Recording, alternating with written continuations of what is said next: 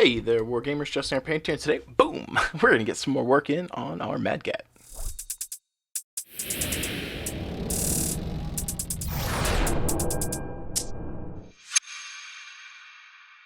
I'd like to welcome you guys back to the channel. Thank you for tuning in today. If you are new here, please alpha strike that like and subscribe button. And if you're a returning viewer, thank you so much for tuning in. I appreciate you having my back. Thank you for being an awesome lance mate, star mate, whatever the case may be for you. I appreciate you being here to help support what I do. That said, today we're going to get into the decals and details on our Gamma Galaxy Timberwolf here for Clan Wolf. And I don't have the decals specifically for Gamma, but I do have the generic Clan Wolf one, so that'll be good enough to show what we are going to do. So today, one of the things we will be doing, or starting off with, is laying down some gloss varnish on our mini here.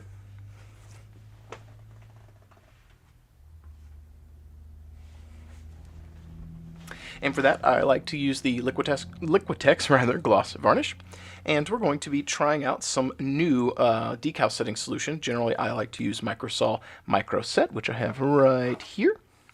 That's usually my go-to, but I saw another product that was recommended by another content creator on Instagram, and he was using these. So we've got the Mark Fit Decal Solution and the Mark Fit Strong from Tamiya. These are generally things you're going to see people using for like Gundams, and I thought maybe we'll give these a try. If they work really great, cool. If they're the same, cool. If they're better, also cool. So it's a new product I can try out during this video and let you guys know what I think, and if they don't work, I can switch over to Old Faithful. If they do work, I can give you guys a little bit of my thoughts and perspective on the product. We will also be using some tweezers today. We've already used our hobby knife, and I cut out our decals to get us prepped. If you're using the ones from Fighting Piranha, be aware they're not UV printed, so it's on a film, and generally I find that they are particularly I'm going to use the term fragile. They work fine, but when you're using them, I usually try and keep my fingers off to a side when I cut them, because when I put a lot of pressure down, I'm cutting like down here. I noticed I was scraping off some of the printed decal portion there, and for something so small, making sure that you're cognizant of where your fingers are so you don't damage some of them is important. For higher end decals that use UV printing, like the ones that I cut out here, which you guys can't really see, but you can see them kind of see the decals as I rotate the light because they're white and hard to see. These are UV printed. They're much more durable. The ones at DRD are also standard printed ones on film paper like the Fighting Piranha ones, so you may or may not have similar issues with those. So something to be aware of. That said, let's go ahead and get started. And the first thing we're going to do here is lay down that gloss varnish in all of the areas that we would like to apply our decals to. This gloss varnish is going to help the decals set up and curve into the surfaces there. Think of things that are gloss being slick and smooth. Obviously, they're shiny. At least that's obvious to me, but if it's not for you guys, that is kind of what helps with the shine.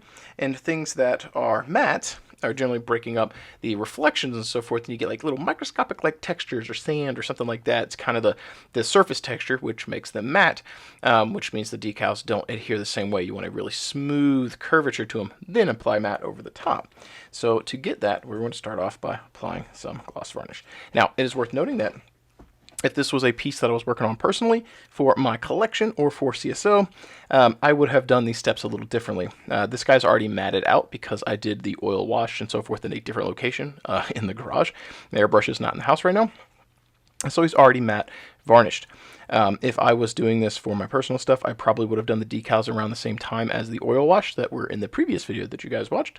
That way I could be more efficient with my time. But in this case, it is currently already matted down, so we're just going to come in by hand, hit all the areas that we think we might want to put a decal. You can always I'll say always, we will come back and revarnish over this anyway, so it is perfectly fine to get these, or have a little bit of overbrushing, so to speak, getting gloss in areas you may not want it. So in this case, we're going to be hitting the fronts of his legs. That's kind of where we want some of these decals to be.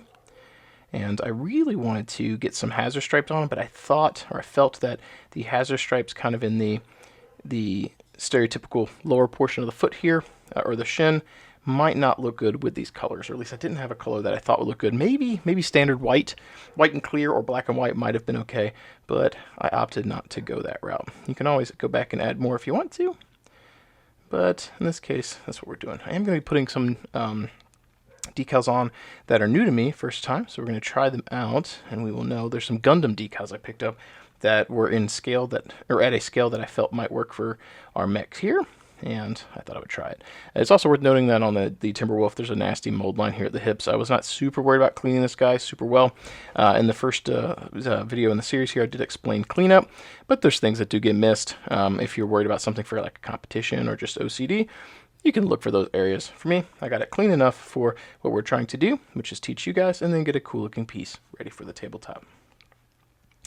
And we've got two little spots left here that we want to apply the varnish to, and that is the kind of side of the cockpit here. And I'm trying really hard, especially up here where this is the focal point of the Mini, to make sure this is very even. Don't want any craziness.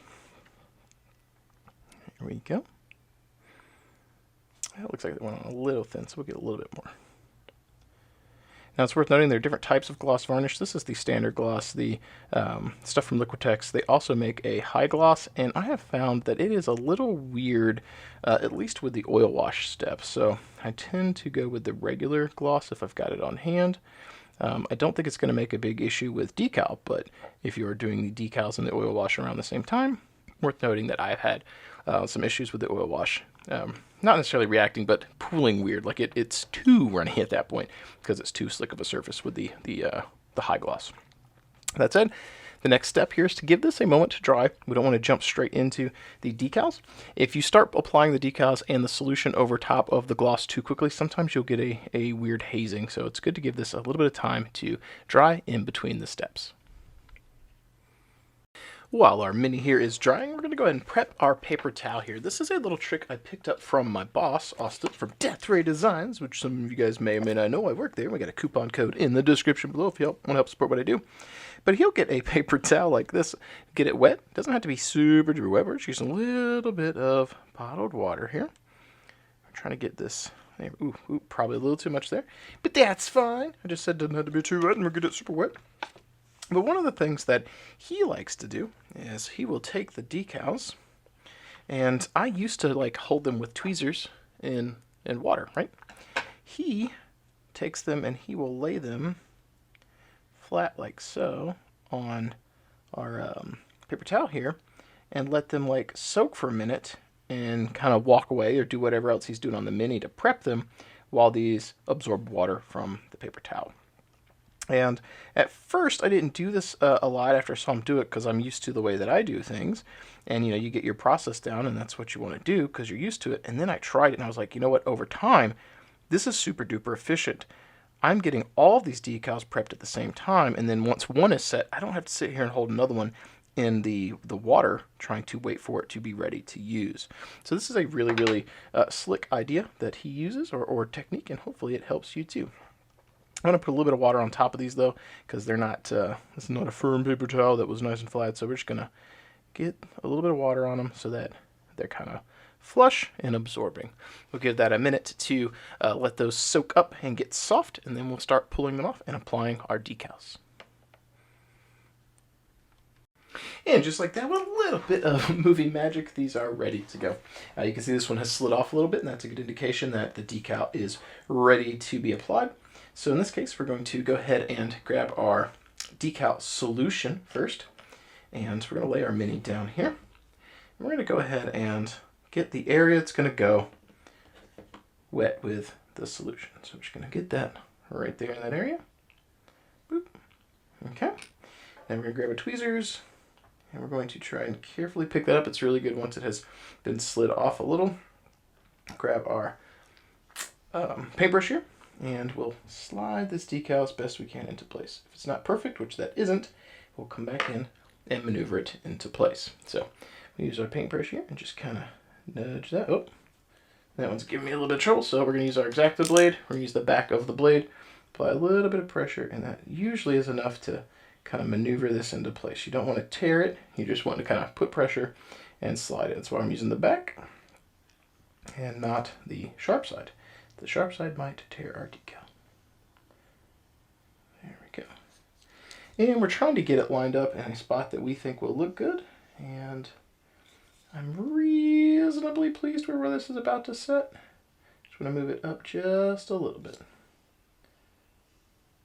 And when I do decals, I generally like to work outwards or inwards out. So I'm starting on the inside because my hands might touch the outside of the Mini. And I want to prevent touching decals and moving them and not realizing it. So once that is on, we're going to put a little dab on the top.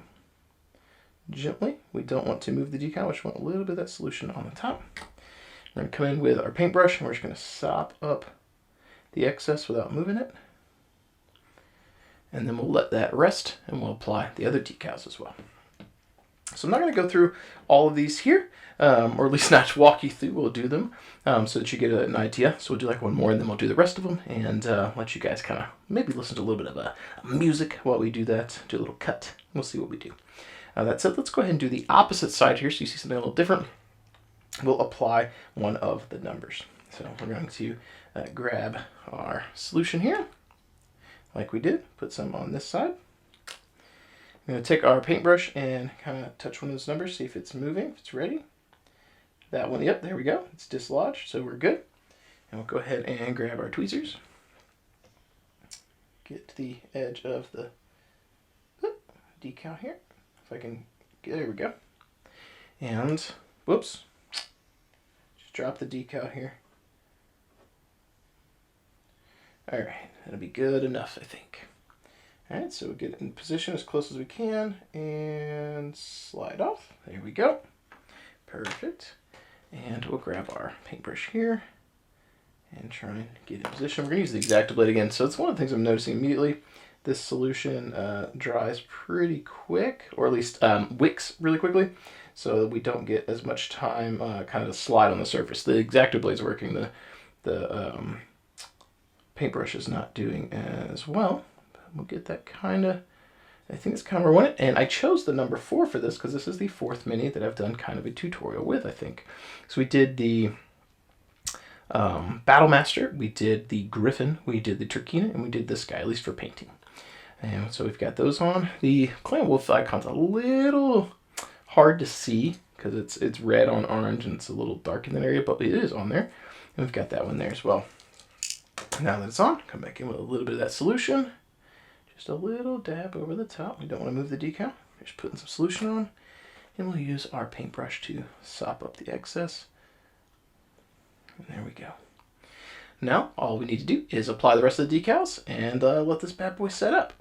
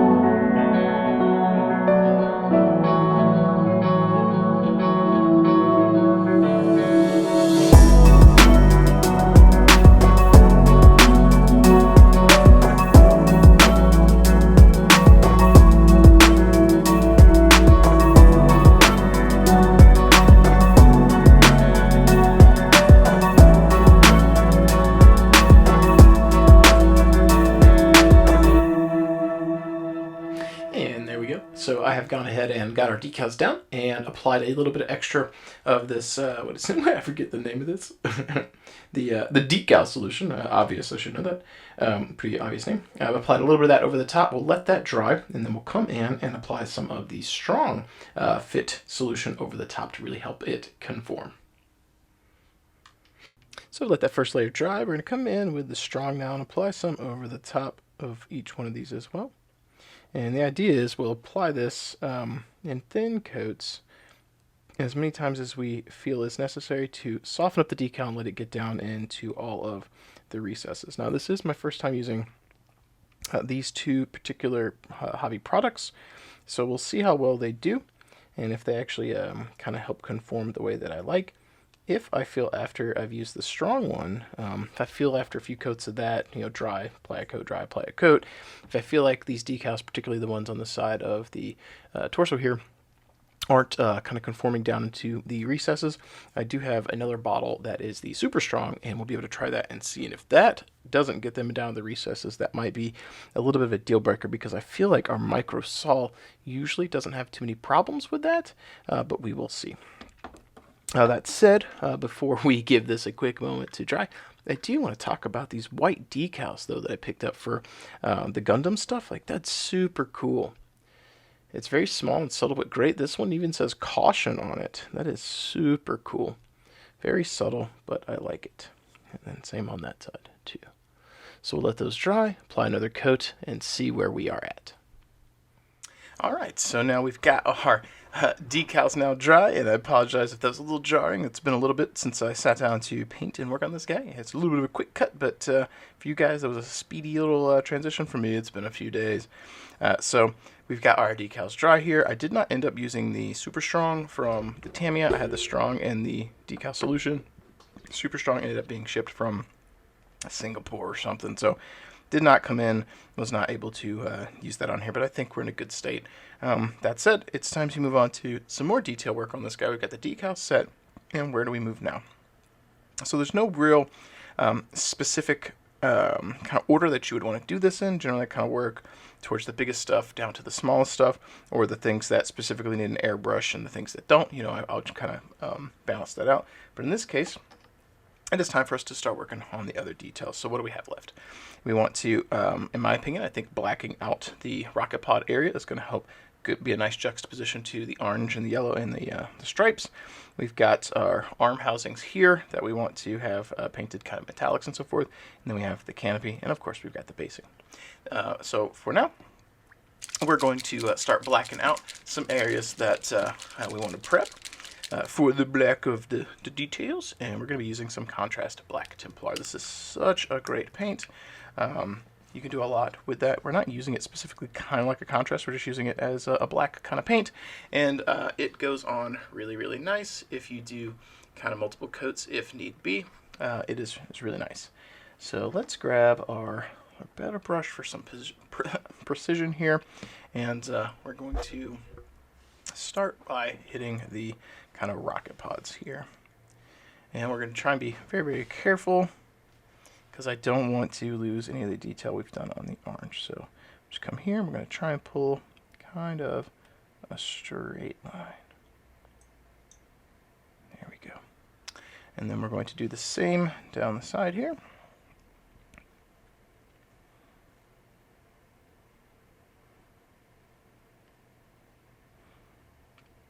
And I'll usually do a couple of passes and just get a little closer and a little closer to the side here until I kind of get a line consistency I want. Better to kind of ease your way into it than to overdo it and mess something up, if that makes sense. The bottom side is a little more forgiving because no one's really going to see that. So there we go. And sometimes, because this is contrast paint and it has got a kind of a opacity of its own, sometimes you may find you need a second coat of this, but I find that it goes on relatively thin, and the alternative is to thin down black paint, which is also okay, but because this is so good, and if you approach it from a too thin coat perspective, you're good to go. I find it works pretty good, and because it's black, the coverage is usually pretty nice relative to the paints under it, especially in this case because it's not a super light color. I mean, it's not super duper dark. I mean, who am I kidding? It's kind of dark, but it's not white. And with the black over the white, might need multiple coats. This one we might get away with 2. We will see. And I've gone ahead and kind of saturated the inside there of those missile tips, and we'll come over on the side over here and replicate what we've done.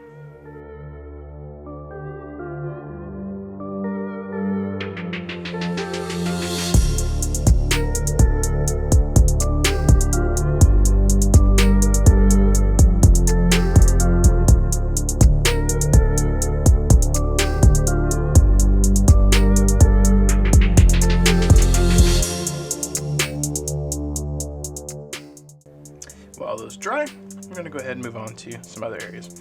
So I want to go ahead and black out the arm areas, and I actually really think that blacking out the shoulder housing here is going to give us a nice separation between the kind of torso and the arms, and be a nice juxtaposition again against the kind of orange colors we have here. So I'm going to come in and do that, and we're going to go over the actual arm joints here that are going to be silver later, because the silver over the black is going to yield a little bit better result. So just come in here, and you see a nasty mold line we missed here, but you can always spend as much time cleaning as you want. In this case, the video is less about getting all the things, more about just showing you some things you can do, giving you some tools. So I'm not too stressed about it, but if it's your piece, spend as much time or as little time working on any of these steps as you like.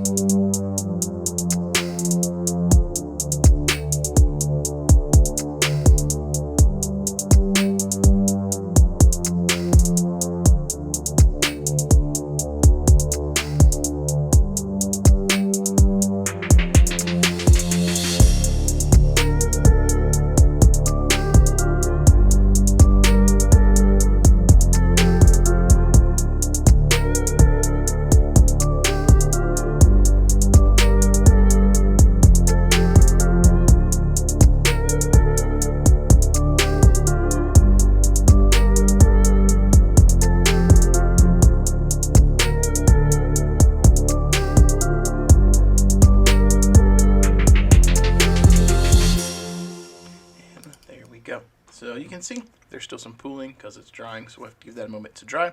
But while that is occurring, I want to talk about some other things you might target. So if this is your piece, or you're working on something similar, there's some other areas you could consider blacking out if you want. The back area here on the back of the rockets with the X, that's a great area for blacking out and then hitting with gray, so you got different panels. Same thing for like the internals right here, that works. We're not going to do that today, but you could if you want to. And then you get throw in other accent panels as you wish. In this case, I think the black here on those rocket pods or the LRM racks is going to be really nice. And then I think the little shoulders right here, having the black and then a little bit of gray highlights, is going to help break up the model pretty nice. So we're going to give that moment to dry. Going to give this a moment to dry, and then we'll transition over and start detailing up the black areas. All right, so with the black now dry, we're going to come in with some dry brushing. Now this doesn't have to be super crazy or time consuming, so we're going to keep it simple. And we're going to come in with some of our bright neutral gray, and we're just going to hit this with a little bit of dry brushing to get some kind of makeshift highlights. Again, you can spend as little or as much time on this as you want. This part doesn't have to be super complicated though, but if you want your transitions on your highlights to be a little bit more crisp, you might start with a darker, slightly darker gray first, maybe this neutral gray versus the bright neutral gray, if you want to have a better or more kind of streamlined transition. But for speed, I think a lot of artists out there who are trying to get something cool for the tabletop, going for the bright color first might work out. So I'm going to load up a brush here and work it into our paper towel. Now this is using a makeup applicator or makeup brush here. This is the Wet n Wild brand, I think. Actually, you can see that there's no text on this one because I've used it so much. These are really, really cheap on Amazon, and they work great for what we're going to do.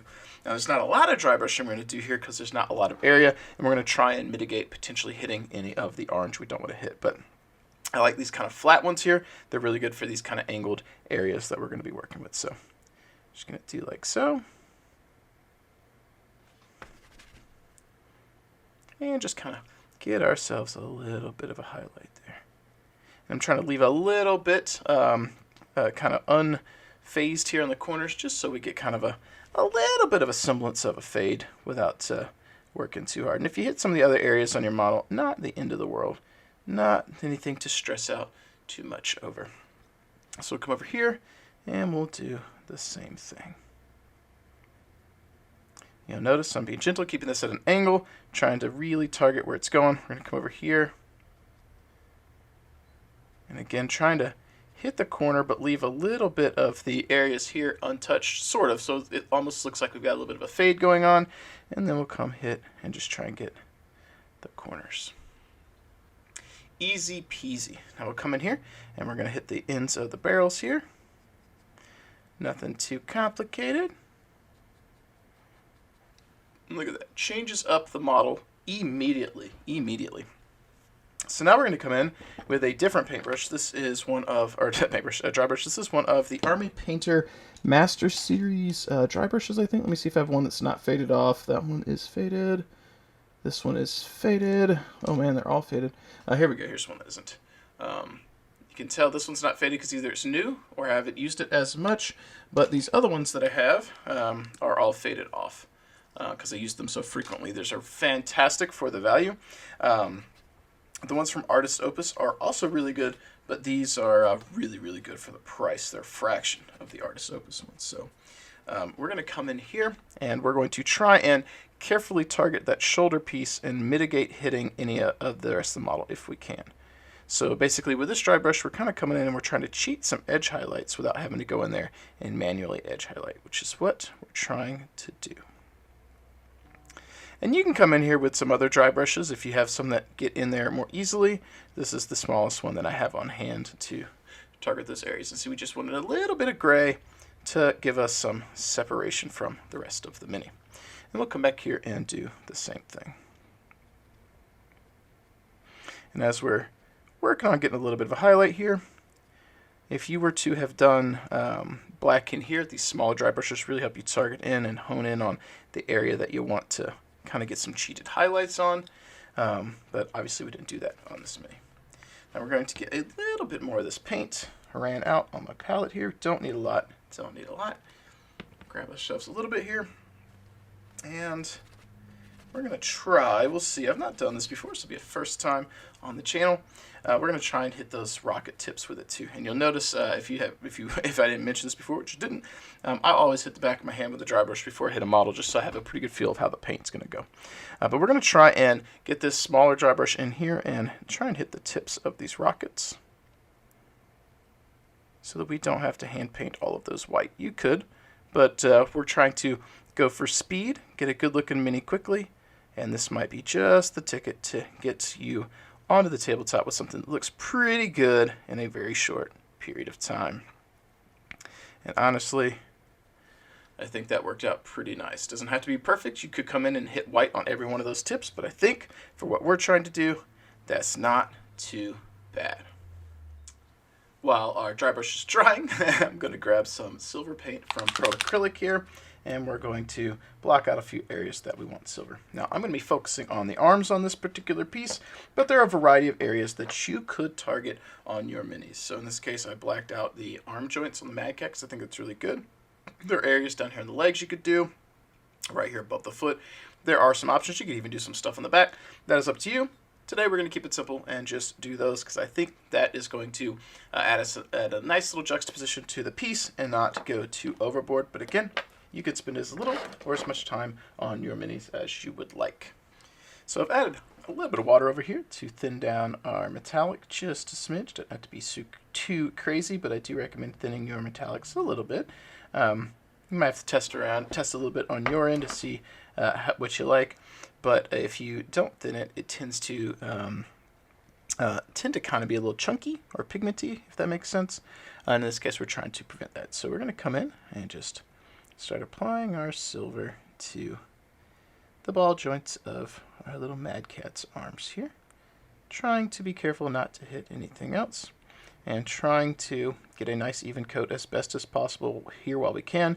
And you want to move with a little bit of speed with this, because if you don't and the metallics start to dry, they tend to be very streaky and kind of chunky relative to how other paints work. These can be really rough working with metallics, given the kind of the way the pigment seems to, or the flake, whatever it is in there, tends to respond. But if you're moving with any kind of speed, you're good. Just remember, if you think it's even remotely semi-dry there and you're worried at all about going over it with another coat, make sure it's really dry.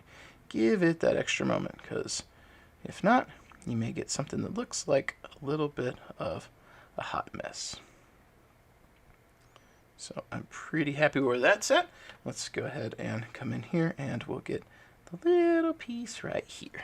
I think that'll look pretty good. Nice little juxtaposition here.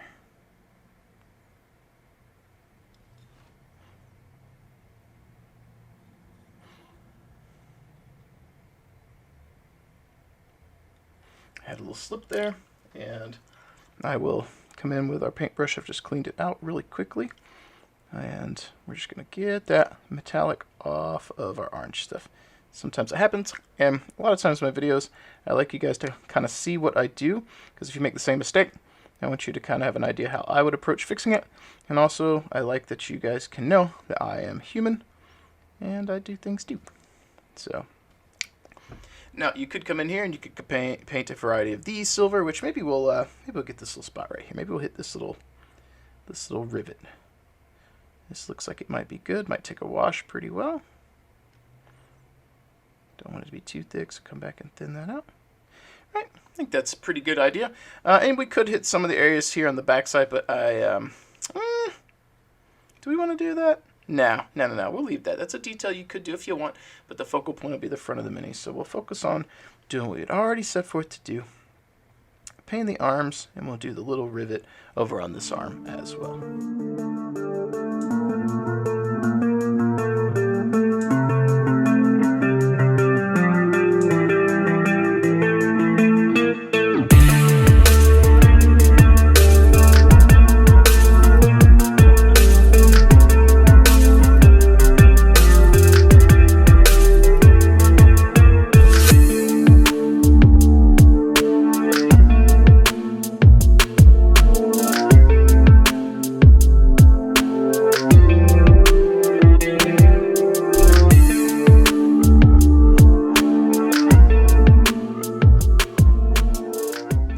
So we've got our metallic down. We're going to give that a moment to dry. And then we're going to come in and use a little bit of some black wash from Mind Me Hobbies. This will be my first time cracking this open, I think, so we'll see how it works, but I think it'll tone down our metallics nicely. So I've gone ahead and prepped some of our black wash here from Monument with a little bit of water, which I've got in my little dropper bottle here. It's kind of thinned down to taste, so you got to kind of play with it a little bit and see what you like. In this case, I think that is going to be a pretty good kind of black coverage over our silver. And again, using the back of your hand with these non-toxic paints is not a bad way to get an idea of a consistency. You can always wash these out when you're done. So one of the things we're also going to do is we're going to wash the black areas as well and tone down that dry brush ever so slightly, kind of bring it all together. So we'll do this, and that'll help us get in there on any of those recesses we may have missed with the black contrast. So come on over there. Okay. Boom.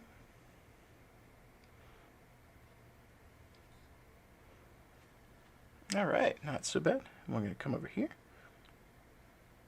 And see, that helps make those kind of rocket tips, missile tips pop a little bit. And here we got to be a little careful because we don't want to disrupt our orange too much.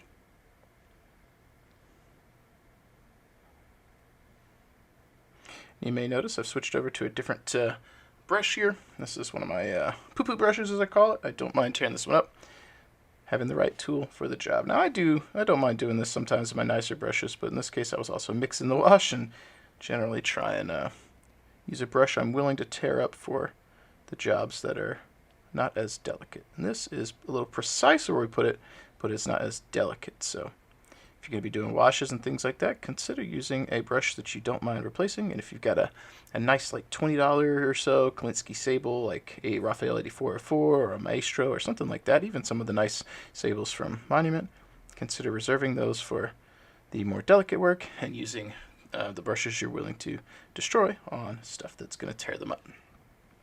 So now we're going to come in here, get right up next to the orange there on the kind of torso, and then we'll come in and hit the metallics as well. We don't mind letting this pool a little bit, kind of want that separation, that's the point. And if you do this too early, you'll see it to start mixing with your metallics. Not the end of the world, but you may have to let it dry and reapply paint before you wash again. So be patient, give these a little time to dry. All right. Trying to target, kind of get the pooling a little bit better where I want it, like that. There we go.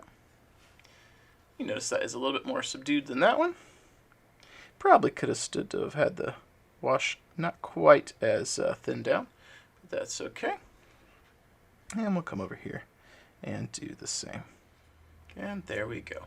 And we can come back in and we can reapply a little bit as desired for some of the areas on the metallic right here. I feel like the pooling wasn't quite as intense as I wanted it to be, so we'll come back in a little bit more. I kind of want that line right there to be a little bit darkened up. So we'll just come back in and give a little dab. There we go. We'll give that a moment to dry, and we'll come back in and start bringing it back up a little bit. And with our wash now dry, we're going to come in with some of this here from Monument Hobbies. This is the metallic medium, but it's super duper bright, so I like highlighting my silver with this. So we're going to come in with some, and we are going to apply some highlights to the silver areas on our model here, and get this rolling. So I've got a little bit on our palette here that is thinned out. Load up our brush, and we're going to come in and just try and do some high points or highlights to brighten up some areas on our metallic, our silver. So we're trying to hit the areas that are the brightest. It's super duper subtle, but adds a nice little sheen in here. We're just going to pull at the top of the socket and feather that a little bit. You can already notice, even on camera, you can see that bit of sheen that this side doesn't have. And that's because the wash dries and it kind of tones down that metallic and gives it more of a kind of a matte finish. So we're putting this metallic over the top, and it's going to have more of a sheen. So it helps push your highlights and your bright spots on your mini. That's why I like to do it. Now, if it's too bright, you can also thin it with a little bit of the silver of your choice. You can also really impact how this looks based on how much you adjust your wash, how many applications of the wash you put on, things of that nature. So feel free to play around with this. In this case, I'm just going to move forward, and we'll have it in the state that we have it in, and move on. And I want to grab a little bit of water, and we're going to thin out a little bit of this in it, almost like a glaze, because I want to kind of lighten up this socket here, or this bottom portion, but I don't want it to lose or to compete too much with the little highlight we did. So we should put like a little thin coat across the top, and I find that gives it a little bit of a sheen, but it doesn't compete as much with the highlight. And we'll do the same kind of thing on his little arm socket here, the ball. And we'll kind of hit right in here where we feel the bright spot might be.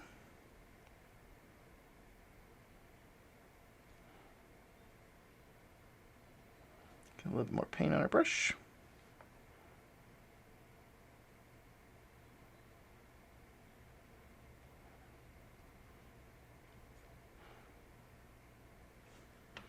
Come back in and just put a little dab right in here. Feather that out because I want that to kind of be the bright portion.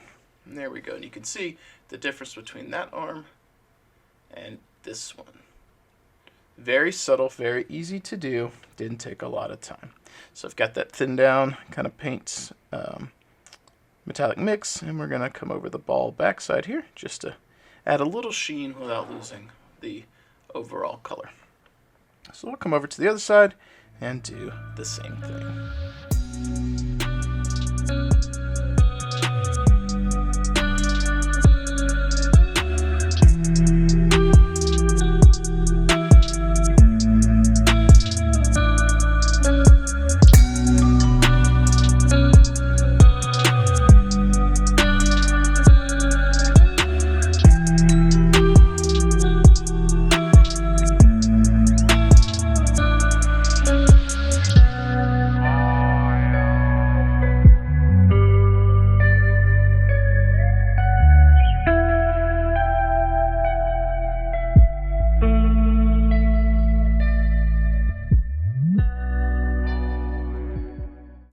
And there we go. We've got our two sides kind of shined up.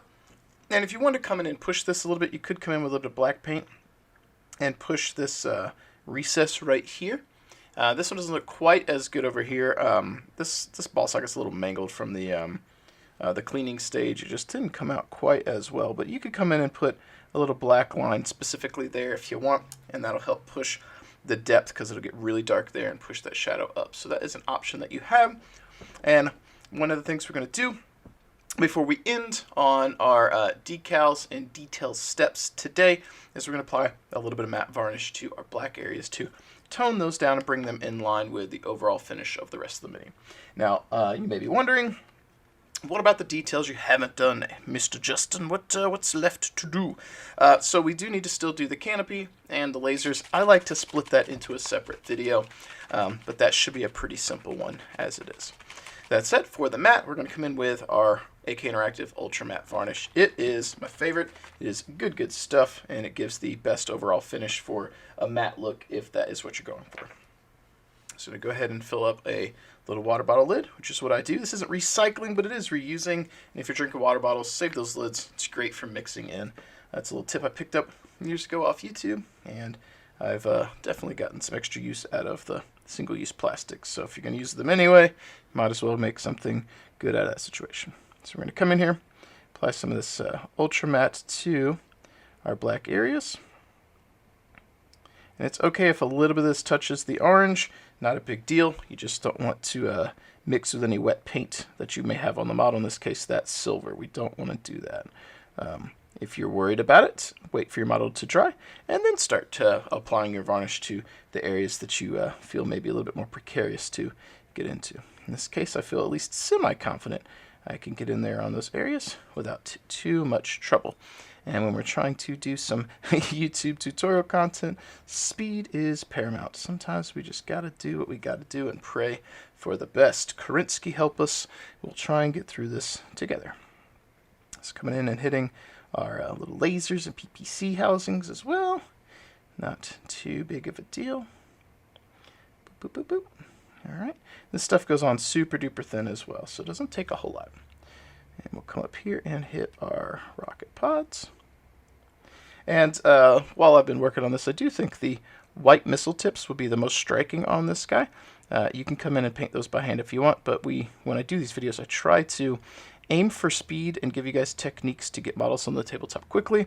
There's always more or less you can do based on the time investment you want to put in your mini. If you want to spend that extra time, I do think it is worth doing those white missile tips. I think that's going to be a nice juxtaposition. We have the black kind of casing for the LRM housings here, and the white missile tips relative to the black housings and the orange. I just think we're going to have like lighter color, dark color, lighter color, and I think it would look really good. But in this case, I have shown you guys how to achieve something acceptable with a dry brush, and I think that hits the mark that we want to hit and gives you guys tools for your tool belt. How you use those tools is up to you. And just like that, with a little bit of movie magic, our matte varnish is dry, and you can see how those rockets kind of fit in line more with the overall finish of the mini. So I think that looks really nice. I like where we are, and I thank you guys for tuning in and hanging out with me today. If you're interested in seeing how we continue to progress and finish this piece, make sure you tune in for the previous video in the series. If you're tuning in now and you're not sure how we got to the current state, check out the previous videos. That said, thank you guys for tuning in and hanging out with me today. If you want to help support what I do, check the description down below. And as always, keep rolling your dice, keep painting your models, and I will catch you guys next time. If you made it this far, you're probably a viewer that already hits that like button when you see a video come up. You're probably already a subscriber, and you probably jump into the comments down below to help support the channel, to help support that algorithm. But if you're looking for some other ways to help support the channel too, make sure you check the description down below. Maybe you want to pick up some paints from Monument Hobbies. That's my paint of choice. The Pro Acrylic line is chef's kiss, good stuff. Maybe you want to check out some of the offerings from Death Designs, where I work in my day job. We got plenty of 3D printed products, as well as MDF terrain, some of the stuff that I have designed myself and we play with here on the channel. And if you're looking to bolster your Battletech ranks, miniatures, and offerings, make sure you check out Bobby from Fortress Miniatures and Games. He's one of the main supporters of the channel as well, and supporting any of these companies helps support what I do and helps to ensure that I can continue to bring content to all of you. If you want to become a super supporter, I highly recommend you guys check out the Patreon. You guys give that extra little edge to help push more content out, and I really do appreciate that. And my ultimate goal on the channel is to continue to be able to not only put out the content we have now, but to get to a point where we can put out more content later, whether that be battle reports or painting tutorials or just more rambles, anything at all. I'd like to be doing more content for you. This is something that I enjoy. I like being able to cast a light into the darkness to bring a little bit of hobby positivity to all of you and make you feel good, and also enjoy playing games myself. As we do the final sign off here though, I do want to go ahead and switch on over and do the scroll of awesome to showcase all the Patreon supporters, the super supporters of the channel, to give them some recognition for helping support what I do. Thank you guys so much, and I will catch you guys next time.